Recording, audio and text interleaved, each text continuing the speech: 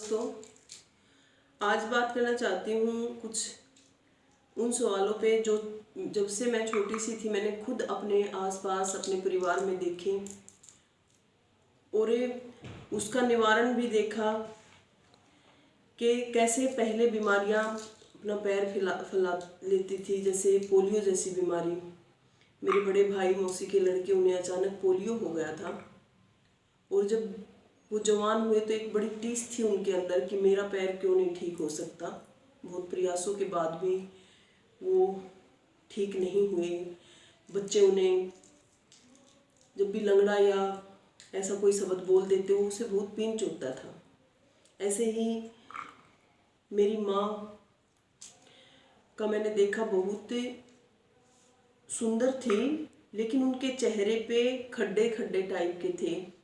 जब भी मैं उनसे पूछती कि माँ ये कैसे दाग हैं, तो उनका यही जवाब होता था कि चेचक सभी को होता था मोस्टली को पहले, और वो सभी को ऐसे दाग छोड़ देता था। इसी प्रकार एक दादाजी की डेथ हुई जब हम छोटे थे। वो बिल्कुल दिमाग में अब तक है कि उन्हें धनस्बा हुआ था। उनके अंगूठे पे पैर के डिब्बा लग गया था लोहों का, उससे चोट लगने से धनस्बा से उनकी डेथ हुई थी। तो देखो कितनी बीमारियां ऐसी थी जिससे मौत भी हो जाती थी। या आज देखो कितना हम एक यंग लड़की या कैसे अपने चेहरे के प्रति सभी औरतें इतना ध्यान देती हैं कि हमें सुंदर बनना है। तो उस टाइम क्या बीतती थी उन लड़कियों पे जिनको चेचक हो जाता था और इतने गहरे निशान छोड़ के चला जाता था। तो टीकाकरण ने कितना कुछ ठीक किया है कि टीके लगे हैं तो अब वो बीमारियां नहीं होती। किसी को पोलियो, चेचक, धनस्बा, काली खांसी होती थी, कुत्ते वाली खांसी बोलते थे गांव में सभी, कुत्ते वाली खांसी हो गई इसको। तो कितनी चीज़ें हमने ठीक की हैं। टीकाकरण का इसका मतलब कितना महत्व है। और आज के वीडियो के माध्यम से यही एक जागरूकता हम करना चाहते हैं कि टीकाकरण समय पर लगवाएं सभी अपने बच्चों को। और सभी आशा वर्कर बहन जी से रिक्वेस्ट है कि वो बताते रहें एरिया में। कहते हैं कि जी कुछ असर इतना नहीं होता, नहीं मानते लोग। हालांकि पहले से ज़्यादा अवेयरनेस है टीकों के प्रति, लेकिन 100% अब भी नहीं हो पाता है। ये उन एरिया की बात है जो हम देखते हैं, जैसे सकलीगढ़ है, आज यहाँ है कल वहाँ चले जाते हैं। ऐसे ही जिन्हें गाडे लवहार बोलते हैं, वो भी एक घुमंतू जो कस्बा है, या जब जिसे हम वंचित वर्ग बोलते हैं, जहाँ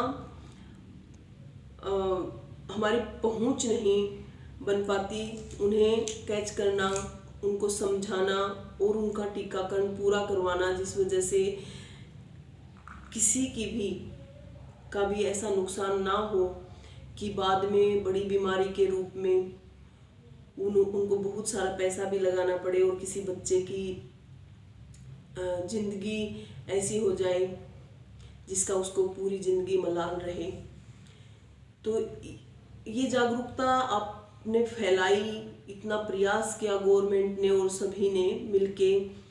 और टीकाकरण एक बहुत अच्छी सुविधा है जो health departments free of cost दे रहा है, कोई चार्ज नहीं। इतनी महंगी महंगी दवाइयाँ हैं। और प्राइवेट की दवाइयों, कुछ लोग बोलते हैं कि जी प्राइवेट और सरकारी के टीके क्या अलग होते हैं।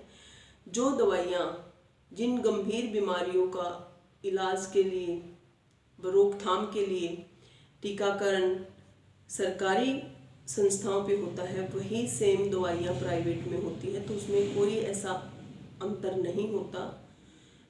कुछ हैं ऐसी बीमारियाँ जिनका हमारी सरकारी सप्लाई में नहीं है अभी, वो आप प्राइवेट में लगवा सकते हैं। बाकी सभी टीकाकरण जो गवर्नमेंट में होता है उसको टाइमली लगवाने का बहुत महत्व है। आप ऐसे ही एरिया में ये वीडियो उन तक पहुंचाने का मेरा मकसद है जो वंचित वर्ग है,